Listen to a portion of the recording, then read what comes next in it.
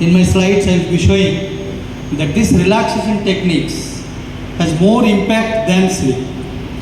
Only 30 minutes of practice coupled with at the end session we have cyclic meditation, only 2-3 postures and 3 different relaxation techniques together.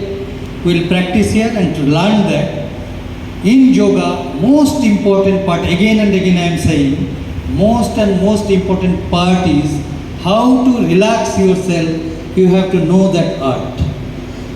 What she said, relax part by part in the beginning. So take your attention to the toes, start from there.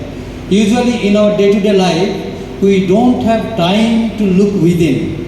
Always we are focused outside world and we are busy. No time to see inside what is happening within.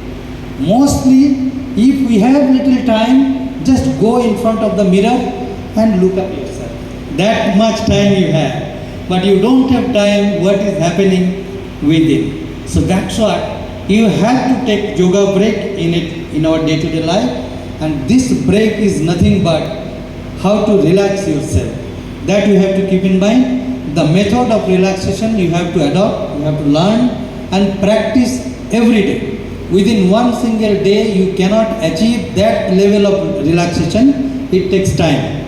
But I hope today also, within few minutes, you could get that relaxation, the taste of that.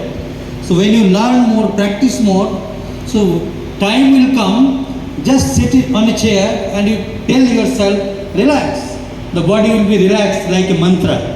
So that much training we have to give to our body so that you will be knowing the art of relaxation. Then throughout the day you can be dynamic, you can be active. There is no need for any sleep.